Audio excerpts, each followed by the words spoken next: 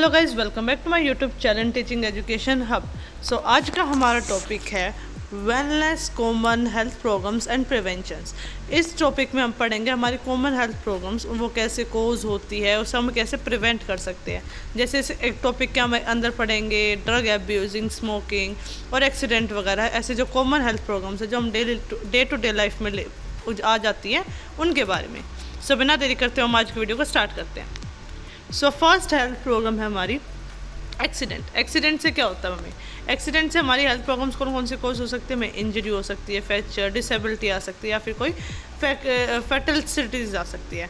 अब इनसे बच कैसे सकते हैं हम? अब एक्सीडेंट से हम कैसे बच सकते हैं? ट्रैफिक रूल्स को फॉलो करके, सीट बेल्ट लगा के, हेलमेट्स पहन के, वर्क प्लेस और होम पे क्या कर सकते हैं हम? सेफ्टी मेजर्स को फॉलो करके, एक जब भी हम चल रहे हैं या फिर ड्राइव कर रहे हैं तो उस टाइम जितने भी हमारे डिस्ट्रैक्शन के मीडियम्स उन सबको अवॉइड करके, फर्स्ट एड और इमरजेंसी रिस्पॉन्स के बारे में पढ़ा के, ताकि अगर बाई चांस कोई एक्सीडेंट होता भी है तो अगर हम फर्स्ट एड करना सीख जाते हैं तो उस टाइम हम उस सिचुएशन को हैंडल करने के लिए ये एलिजिबल होते हैं।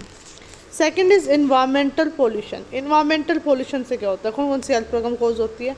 हमें रेस्पिरेटरी डिसीज़ हो सकती है, एलर्जीज हो सकती है, कार्डियोवास्कुलर इश्यूज़ हो सकते हैं और कैंसर भी कोज हो सकता है।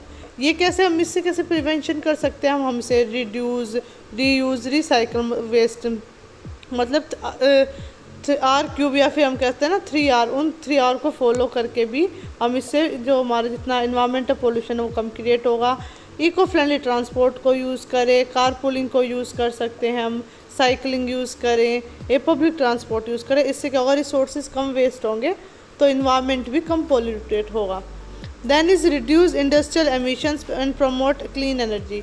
इंडस्ट्री में लगने वाला जितना भी मटेरियल होता है उसे कम करके और उसमें से जो एनर्जी है वो क्लीन एनर्जी की प्रमोट करें हम।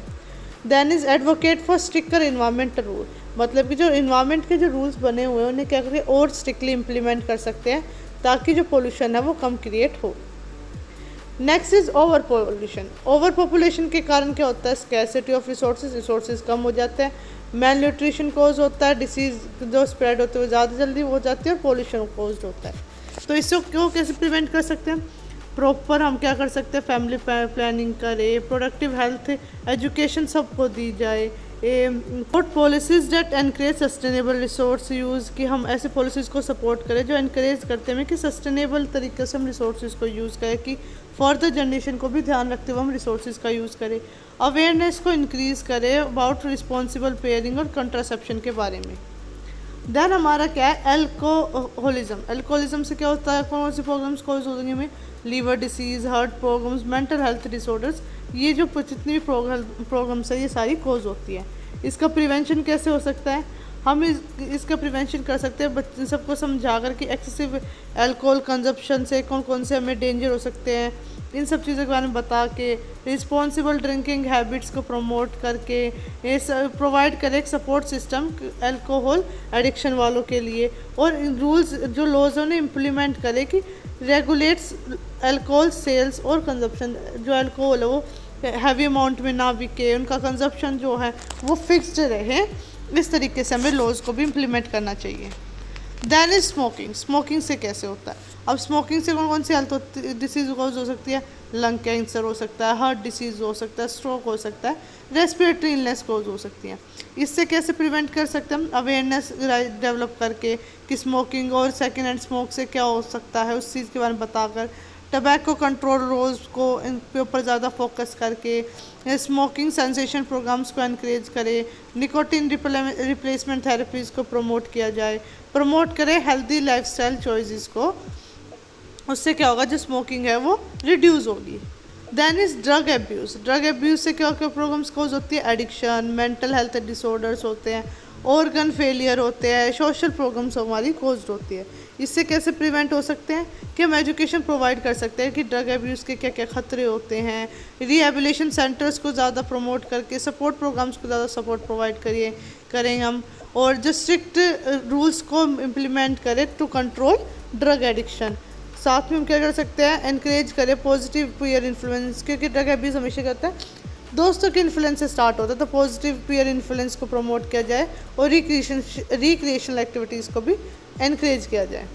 So what is the conclusion of it कि जो वेलनेस है वो एक होलिस्टिक अप्रोच है जो हमारी फिजिकल, मेंटल, इमोशनल हेल्थ को मेंटेन करती है।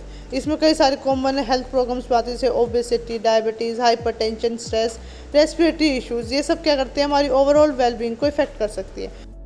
अब हम क्या कर सकते हैं, इन चीज़ों को प्रिवेंट कर सकते हैं। कैसे? By choosing healthy lifestyle. उसमें हम बैलेंस्ड न्यूट्रिशंस को इंक्लूड कर सकते हैं, रेगुलर एक्सरसाइज को इंक्लूड कर सकते हैं, प्रॉपर स्लीप ले, स्ट्रेस मैनेजमेंट हो जाए, और साथ में हम क्या कर सकते हैं, रेगुलर मेडिकल चेकअप हो। इन सब से भी क्या हो सकता है, ये कंट्रोल हो सकता है।